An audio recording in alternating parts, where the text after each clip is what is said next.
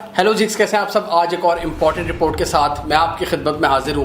आज की इस वीडियो में हम बात करेंगे भारत की इकॉनमी के बारे में, जहां से काफ़ी ख़तरनाक न्यूज़ आ रही हैं। हम देखेंगे कि क्या भारत की जो इकॉनमी है वो रिसेशन की तरफ जा रही है और क्या इसकी जो नेक्स्ट स्टेज है वो डिप्रेशन भी हो सकती है, क्योंकि ये जो दोनों कैफियत हैं इकॉनमी से रिलेटेड, ये काफ़ी ख़तरनाक सूरत हाल होती है किसी भी इकॉनमी के लिए। हम इन दोनों के दरमियान जो फ़र्क है वो भी जानने की कोशिश करेंगे। इसके अलावा हम देखेंगे कि क्या रीजंस हैं, इसके क्या कॉन्सिक्वेंसेस हो सकते हैं। कुछ ग्लोबल इकॉनमी से रिलेटेड, पोस्ट कोविड इकॉनमी जो है उससे रिलेटेड भी थोड़े बहुत हम कॉन्सेप्ट्स समझने की कोशिश करेंगे जो हम सब के लिए काफ़ी यूज़फुल हो सकते हैं। कोरोना वायरस की वजह से हमने देखा है कि पूरी दुनिया की जो इकॉनमी है वो काफ़ी ज़्यादा मुश्किलात का शिकार है। बहुत से ज़्यादा मुल्क, तकरीबन आधी से ज़्यादा दुनिया की जो इकॉनमीज़ हैं वो रिसेशन में जा चुकी हैं। और रिसेशन में क्या होता है कि कुछ महीनों के लिए और कुछ क्वार्टर्स के लिए जो इकॉनमी है वो डिक्लाइन का शिकार होना शुरू हो जाती है। जीडीपी ग्रो करने के बजाय कॉन्ट्रैक्ट करना शुरू हो जाता है, यानी कि नेगेटिव ग्रोथ। जीडीपी किसी भी मुल्क की एक साल की जो ओवरऑल प्रोडक्टिविटी है उसको शो करता है कि एक साल में उसकी जो प्रोडक्ट्स और सर्विसेज हैं उनकी क्या वैल्यू है, यानी कि ओवरऑल प्रोडक्टिविटी। इसीलिए अगर किसी भी मुल्क को रिसेशन की सिचुएशन का सामना है तो उसका जीडीपी बजाय ग्रो करने के कम होता है। और इस पूरी सिचुएशन में जो अनएम्प्लॉयमेंट है उसमें भी एक राइज देखने को मिलता है। मार्केट की सेल और आम लोगों की जो इनकम होती है उसमें भी कमी आना शुरू हो जाती है, यानी कि इकॉनमी का जो पहिया है वो बहुत स्लो हो जाता है। और रिसेशन की ये जो सिचुएशन है ये कई महीनों या कई क्वार्टर्स तक जारी रहती है। जबकि डिप्रेशन में क्या फ़र्क होता है, डिप्रेशन में यही सिचुएशन यही होती है, लेकिन वो काफ़ी लंबे अरसे पर मुहित होती है। मतलब अगर 1-2 साल तक रिसेशन की कैफियत बरकरार रहे तो उसको हम डिप्रेशन कहते हैं। यानी इकोनॉमिस्ट के मुताबिक रिसेशन कुछ क्वार्टर्स या कुछ महीने तक चलता है, उसके बाद इकॉनमी रिकवर होना शुरू हो जाती है। जबकि डिप्रेशन में ये सारी सिचुएशन कई साल तक चलती है। अब मॉडर्न इकॉनमी की अगर मॉडर्न हिस्ट्री में बात करें तो हमने कई रिसेशन फेस किए हैं पूरी दुनिया ने। Pakistan, India, United states, China, Europe, कई रिसेशंस आए। लेकिन मॉडर्न हिस्ट्री की अगर बात करें तो सिर्फ एक डिप्रेशन हमने देखा है और वो आया था यूनाइटेड स्टेट्स में 1929 में, जो जारी रहा 1939 तक। 10 साल तक अमेरिका की जो इकॉनमी है उसने डिप्रेशन फेस किया, यानी कि एक शदीद रिसेशन की कैफियत। और वो हुआ क्या था कि जो उनकी स्टॉक मार्केट थी वो कोलैप्स कर गई थी। उसके बाद जो कंपनीज थी उससे रिलेटेड उनको बहुत ज़्यादा नुकसान हुआ, जिसकी वजह से उन्होंने बहुत ज़्यादा बंदे निकालने शुरू कर दिए। अनएम्प्लॉयमेंट में इजाफा हो गया और इसी वजह से जो मैन्युफैक्चरिंग है उस पर भी एक बहुत ज़्यादा उसका असर पड़ा। ओवरऑल जो इकोनॉमिक एक्टिविटी है वो स्लो डाउन होगी और इसका जो असर है वो 10 साल तक रहा। अब कोविड की सिचुएशन की अगर बात करें तो इस वक्त आधी से ज़्यादा दुनिया रिसेशन में जा चुकी है। यूके और यूएस ऑफिशियली डिक्लेयर किए जा चुके हैं कि ये रिसेशन में है इस वक्त। और 90% से ज़ायद ममालिक की जो इस वक्त जीडीपी ग्रोथ है वो नेगेटिव में है, पाकिस्तान समेत। और चाइना इस वक्त एक वाहिद एग्जाम्पल है जिसकी जो ग्रोथ है वो नेगेटिव में नहीं है, बहुत थोड़ी है, 1 to 2% है, लेकिन स्टिल वो पॉजिटिव में है। अब भारत की इकॉनमी की अगर बात करें तो इत्तेफाक से कोविड से पहले ही इनकी जो इकॉनमी है उसमें हम एक डाउनवर्ड ट्रेंड देख रहे थे और इसको हमने भी कवर किया था। और दुनिया की जो बहुत अहम पब्लिकेशंस हैं वो भी इस हवाले से लिख रही थी, जैसे कि ब्लूमबर्ग वगैरह। मतलब कोविड से पहले ही भारत की जो जीडीपी ग्रोथ थी वो 15 से 20 सालों की निचली तरीन सतह पर थी। कोविड से पहले ही उनकी जो जीडीपी ग्रोथ है वो 4.2% पर आकर गिर चुकी थी। अब कोविड के बाद जो हमने एक बहुत बड़ा मसला देखा पूरी इकॉनमी के साथ के डिमांड एंड सप्लाई की जो रेशो थी वो बुरी तरह से मुतासिर होगी। ऑब्वियसली पब्लिक की जो डिमांड थी चीज़ों की वो बहुत ही कम होगी, स्पेशली नॉन एसेंशियल आइटम्स की। अब नॉन एसेंशियल आइटम्स पर बहुत बड़ी इंडस्ट्री बेस करती है, जैसे कि क्लोथिंग, फर्नीचर, इलेक्ट्रॉनिक्स, ऑटोमोबाइल। ये सारी इंडस्ट्रीज़ इन सब की सेल्स बहुत बुरी तरह से मुतासिर हुई पूरी दुनिया में। और भारत की अगर बात करें ना तो सेकेंड क्वार्टर में इनकी नॉन एसेंशियल आइटम्स की जो सेल्स थी वो 80% तक गिर गई। और साथ ही हमने एक क्राइसिस एनर्जी सेक्टर में भी देखा कि लोगों की आमदोरफ्त ज़्यादा ना होने की वजह से पेट्रोलियम मसनूआत की जो सेल्स थी वो भी कितनी ज़्यादा गिरी। अब भारत एक ऐसा मुल्क है जिसकी पॉपुलेशन बहुत ज़्यादा है और इनकी इकॉनमी का जो मेन ड्राइवर है वो मिडिल क्लास कंज्यूमर है, जो बहुत ज़्यादा चीज़ें खर्च करता है एसेंशियल और नॉन एसेंशियल आइटम्स पर। वो खर्चा कम होने की वजह से आप खुद सोचें भारत को कितना बड़ा नुकसान हुआ होगा इकॉनमी के एंगल से। एक बहुत बड़े पॉपुलेशन के सेगमेंट ने ख़रीदारी से ही अपना हाथ रोक लिया, यानी कि कंजम्पशन लेड ग्रोथ। उसमें बहुत तेज़ी से कमी देखने को मिली इंडिया में। और जिन ममालिक की आबादी ज़्यादा होती है जैसे कि पाकिस्तान, चाइना और इंडिया या बांग्लादेश वगैरह, उनमें अगर कंजम्पशन लेड ग्रोथ ना हो तो उनकी इकॉनमी को बहुत बड़ा नुकसान पहुंचता है। यानी कि अगर लोग चीज़ें ही खर्च करना छोड़ दें कुछ पीरियड के लिए, मतलब ऐसे ममालिक में जो कंजम्पशन होती है मिडिल क्लास की तरफ से, वो एक बहुत बड़ा ड्राइवर होती है इकॉनमी का। 2020-21 का जो फिस्कल ईयर है, इकोनॉमिस्ट के मुताबिक भारत की जो ग्रोथ है वो 12% तक सुकड़ सकती है। यानी कि जीडीपी ग्रो करने के बजाय कम होगा, कॉन्ट्रैक्ट होगा, सुकड़ेगा।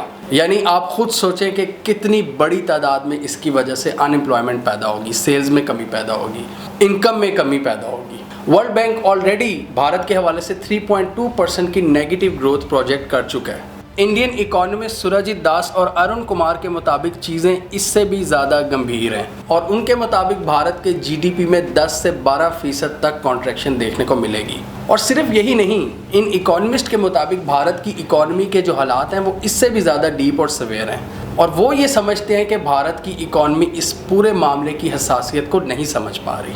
और सबसे ख़तरनाक बात जो है इस पूरे प्रोसेस में, उनका ये कहना है कि इस पूरी सिचुएशन से निकलने में भारत को 3 से 4 साल भी लग सकते हैं। और इसी वजह से ये इकोनॉमिस्ट भारत के इकोनॉमिक डाउनफॉल को डिप्रेशन से लिंक कर रहे हैं बजाय के रिसेशन से, क्योंकि इनके ख्याल में 3 से 4 साल लग सकते हैं बाउंस बैक करने में, जो इकॉनमी की सिचुएशन कोरोना वायरस से पहले थी उस सिचुएशन पर आने के लिए।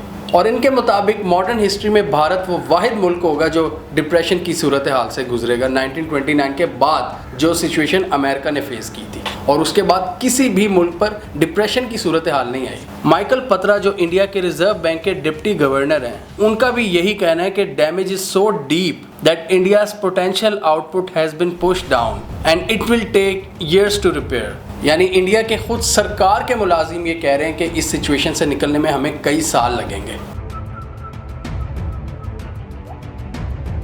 जैसा कि हमने पहले डिस्कस किया कि पूरी दुनिया में जो नॉन एसेंशियल आइटम्स की सेल्स हैं उनमें एक गिरावट देखने को मिली है। भारत में भी 80% तक कोरोना की सिचुएशन के बाद उसमें कमी देखने को मिली है। डिमांड और सेल्स ना होने की वजह से इसका असर मैन्युफैक्चरिंग पर पड़ता है और इसकी वजह से जो लाखों वर्कर्स होते हैं जो आपकी फैक्ट्रीज में काम कर रहे होते हैं वो अपनी जॉब से हाथ धो बैठते हैं और इसी तरह जो पूरा इकोनॉमिक इकोसिस्टम है वो ख़राब हो जाता है, डिस्टर्ब हो जाता है। यानी एक तो कंजम्पशन लेड ग्रोथ में कमी आई, यानी कि लोगों ने ख़रीदारी से ही अपने हाथ खींच लिए, उसकी वजह से सेल्स कम हुई। सेल्स कम होने की वजह से इसका पूरा असर आपकी जो मैन्युफैक्चरिंग इंडस्ट्री है उस पर पड़ा।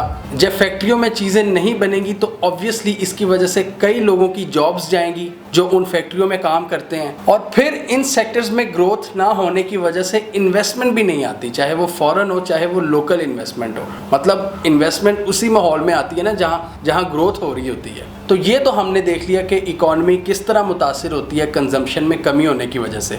उसके बाद इन्वेस्टर भी नहीं आता और तीसरा जो स्टेप है ना वो है आपकी एक्सपोर्ट्स में कमी, कंजम्पशन में कमी, इन्वेस्टमेंट में कमी और फिर एक्सपोर्ट्स में कमी। ऑब्वियसली जब फैक्ट्रियां अपने पूरे पोटेंशियल पर नहीं चलेंगी और ग्लोबल ट्रेड जो इस वक्त मुतासिर हुई है कोरोना की वजह से, उसकी वजह से आपकी एक्सपोर्ट्स पर भी फ़र्क पड़ता है। तो ये जो 3 आपकी इकॉनमी के मेन सेक्टर्स हैं वो अपने पूरे पोटेंशियल पर काम नहीं कर रहे और इसी वजह से भारत की इकॉनमी बहुत बड़े मसाइल से दो चार है। और इनको ज़्यादा मसला इस वजह से है कि इनकी पॉपुलेशन का जो साइज़ है वो बहुत बड़ा है। जब इतनी बड़ी तादाद में मिडिल क्लास स्पेंडिंग रोक देगी तो आप खुद सोचें पूरे जो सेक्टर्स हैं उन पर असर पड़ता है इसका। तो ये कुछ 3 से 4 फैक्टर्स हैं जिनकी वजह से इंडियन इकॉनमी आजकल शदीद मुश्किलात का शिकार है। अब इस पूरी सिचुएशन की वजह से भारत को कुछ ख़तरनाक कॉन्सिक्वेंसेस का भी सामना करना पड़ सकता है। इकॉनमिस्ट के मुताबिक भारत को अपने डिफेंस बजट पर एक बड़ा कट लगाना पड़ सकता है। डिफेंस के साथ साथ इंफ्रास्ट्रक्चर और डेवलपमेंट के जो बजट्स हैं उन पर भी बड़े कट्स लगाने पड़ेंगे और हो सकता है कि आने वाले दिनों में फ्यूचर में जो पेंशन्स हैं गवर्नमेंट मुलाजमीन की उनको देने में भी इनको बहुत बड़ी मुश्किल का सामना करना पड़ सकता है। इनके हो सकता है कि इनके पास पैसे ही ख़त्म हो जाए पेंशन्स के लिए।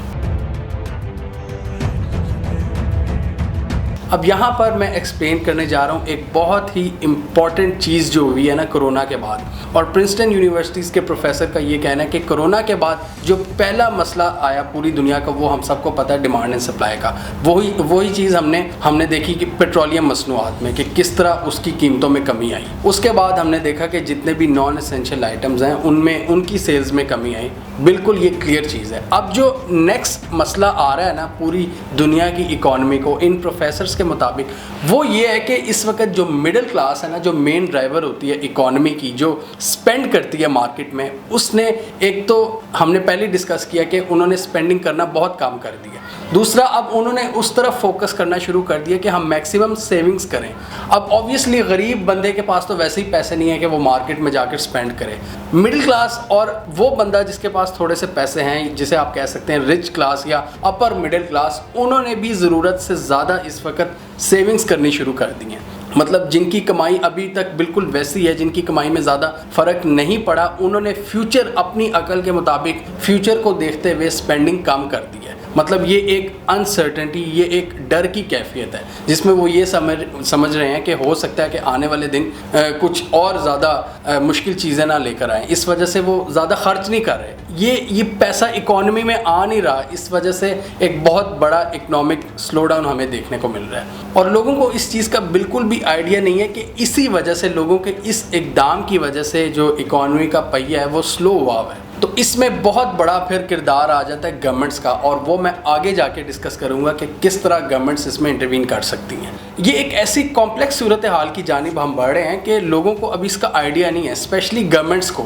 इंडियन इकोनॉमिस्ट का ये कहना है कि भारत में अगर हालात इसी तरह जारी रहे तो मैस लेवल पर हमें भूख का सामना करना पड़ सकता है। एक बहुत बड़ी तादाद आपकी गुर्बत की लकीर से नीचे उनको धकेल दिया गया ये कोरोना की सिचुएशन की वजह से, और इस पूरे मंजर में आपकी भूख, अफलास, चोरी चिकारी, क्राइम रेट, सिविल अनरेस्ट, उसमें इजाफा हो सकता है, और ये है सबसे ज़्यादा ख़तरनाक सिचुएशन। भारत का सबसे बड़ा मसला ही यही है, उसकी पॉपुलेशन। इतनी ज़्यादा पॉपुलेशन होने की वजह से गुर्बत का जो वॉल्यूम है वो भी बहुत ज़्यादा है, और आप खुद सोचें कि इस पूरी सिचुएशन की वजह से जब कमाने के कोई ज़राए नहीं होंगे गरीब लोगों के पास, तो वो क्या करेंगे। तो इसी वजह से सिविल अनरेस्ट की एक बहुत ही ख़तरनाक सिचुएशन को वो प्रिडिक्ट कर रहे हैं अगर गवर्नमेंट ने बर वक्त इंटरवीन ना किया।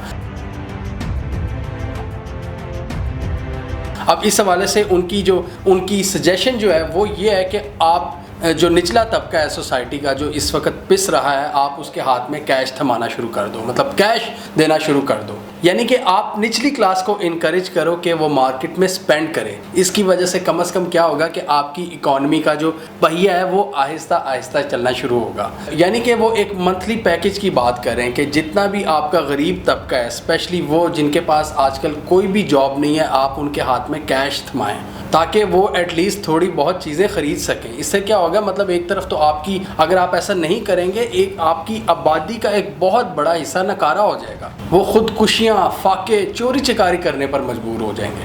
जबकि दूसरी तरफ गवर्नमेंट के लिए है तो ये एक थोड़ा सा मुश्किल स्टेप कि अपनी जेब से पैसे निकाल कर देना। गवर्नमेंट तो ज़्यादा, गवर्नमेंट का यही प्लान होता है कि हम किस तरह लूटें, लेकिन अब वो स्टेज आ गई है कि गवर्नमेंट को अपनी ही गवर्नमेंट बचाने के लिए उनको पैसा देना पड़ेगा। ये बड़े हम इंटरेस्टिंग टाइम्स में इस वक्त हम देख रहे हैं जो सारी सिचुएशन है पूरी दुनिया की, और इसकी एग्जांपल हमने पाकिस्तान में भी देखी है। एहसास इमरजेंसी कैश ट्रांसफ़र प्रोग्राम, जिसमें कई लोगों को, कई अंडर प्रिविलेज लोगों को हमने पैसे दिए हैं पाकिस्तान की गवर्नमेंट ने। सानिया निश्तर को इस हवाले से स्पेशल क्रेडिट जाता है। इनका काफ़ी ज़्यादा एक्सपीरियंस है, इन्होंने वर्ल्ड बैंक के साथ भी काम किया हुआ है, वर्ल्ड हेल्थ ऑर्गेनाइजेशन के साथ भी काम किया हुआ है। तो इन्होंने बड़े ज़बरदस्त तरीके से पाकिस्तान, ये कोविड की सिचुएशन के बाद 24 मार्च को प्राइम मिनिस्टर इमरान खान ने ये अनाउंस किया था पैकेज, 1.2 ट्रिलियन रुपीस का एक बहुत बड़ा पैकेज था जिसकी काफ़ी दुनिया ने तारीफ़ की, और उसमें कराची से लेकर चमन या वज़ीरिस्तान से लेकर गिलगित तक जितने भी मुस्तहिक लोग थे उनमें हमने कैश ट्रांसफ़र किया पाकिस्तानी सरकार ने। पाकिस्तान के अलावा इस तरह के रिलीफ पैकेज और भी कंट्रीज़ ने इंट्रोड्यूस करवाए, जैसे कि अमेरिका, इंडिया,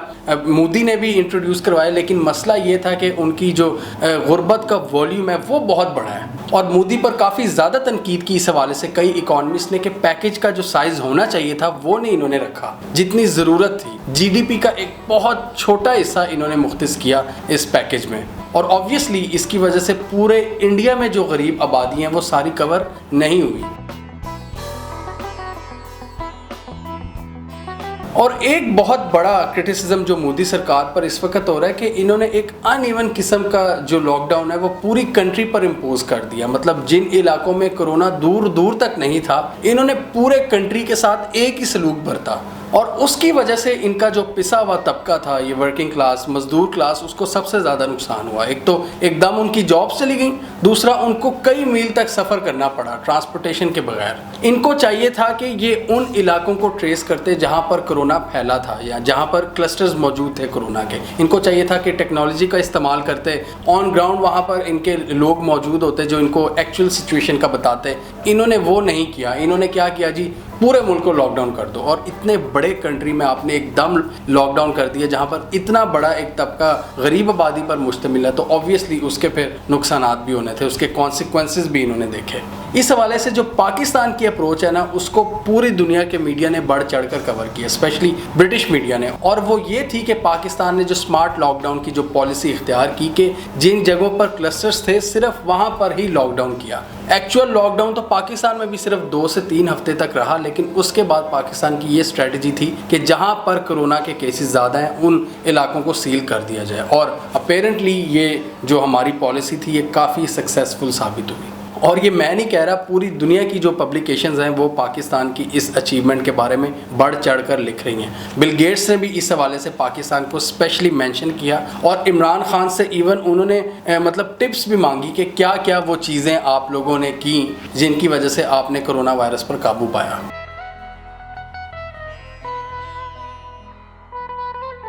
कोविड का ये जो सारा फिनोमिनन था, ये नो डाउट पूरी दुनिया के लिए एक अनप्रेसिडेंटेड सिचुएशन थी, जिसमें कई लोगों को, कई गवर्नमेंट्स को आइडिया ही नहीं था कि क्या करना है, क्योंकि मॉडर्न हिस्ट्री में इस तरह की जो सिचुएशन थी वो पहली बार आई थी और अभी तक कई गवर्नमेंट्स को नहीं समझ लग रही कि करना क्या है। और नो डाउट हम ये देख रहे हैं कि इस वक्त दुनिया में बहुत सी गवर्नमेंट्स इसको हैंडल करने में बुरी तरह से नाकाम हो चुकी हैं। और आपको याद होगा कि कोविड की सिचुएशन जब नई नई थी, हमने इस वीडियो में डिस्कस किया था कि कोविड गवर्नमेंट के चलाने के जो अंदाज है उनको भी बदल देगा। मतलब पहले क्या होता था, गवर्नमेंट्स किस लिए आती थी? करप्शन करने, स्पेशली हमारे जैसे कंट्रीज़ में पैसा बनाने आती थी। लेकिन अब कोरोना ने ऐसी कोई मतलब बाजी पलटी है कि अब वही गवर्नमेंट्स चल सकेंगी जो अपने लोगों को सपोर्ट करेंगी फाइनेंशियली। मतलब पहले 1 रुपया ये देने को तैयार नहीं होती थी गरीब को। अब इकॉनमी आपकी चल ही तब सकती है जब आप खुद उनके हाथ में पैसे पकड़ाएंगे। मतलब पहले गवर्नमेंट स्पेशली हमारे जैसे कंट्रीज़ में इसलिए आती थी अयाशी करने, बॉस बनने के लिए।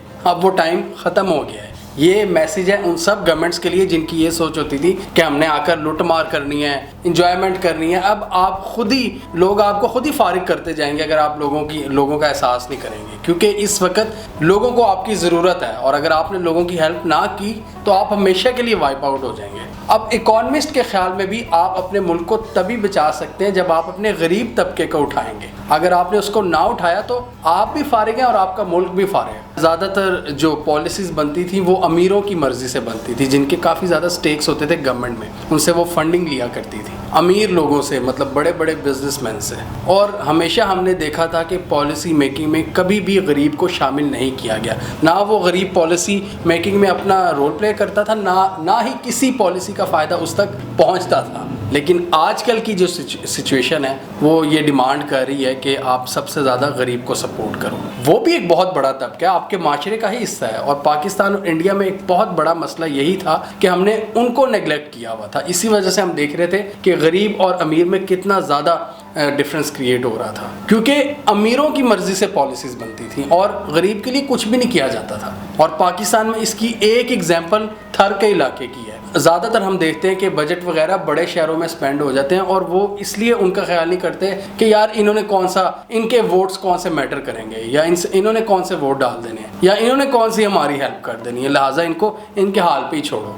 अब किसी भी मुल्क की लॉन्ग टर्म तरक्की के लिए की फैक्टर ये है कि उनकी जो अंडर प्रिविलेज क्लास है उसको आप किस तरह उठाते हैं, उनकी हेल्थ, उनकी एजुकेशन, और किस तरह आप उनको फाइनेंशियली सपोर्ट करते हैं। ये हैं कुछ नई रियलिटीज़ जो अब जन्म ले रही हैं। और मेरे ख्याल से नेचर का अपने आप को बैलेंस करने का इससे बेहतर तरीका कोई और नहीं हो सकता था। हमें कमेंट सेक्शन में बताइए कि आपके ख्याल में आने वाले कुछ महीनों में जो डिप्रेशन की एक सूरत हाल बन रही है भारत की इकॉनमी की, भारत क्या उसको अवॉइड कर लेगा, या आपके ख्याल में रिसेशन के बाद अब डिप्रेशन भारत की इकॉनमी का वेट कर रहा है। कमेंट कीजिए। इसके अलावा हमारा यूट्यूब चैनल सब्सक्राइब कर लें और साथ ही वो बेल आइकॉन भी दबा लें ताकि वो स्टोरीज दुनिया भर से और पाकिस्तान से जिनकी मेन स्ट्रीम मीडिया पर प्रॉपर कवरेज नहीं होती, हमारे प्लेटफॉर्म के थ्रू आप तक टाइम पर पहुंच जाएं।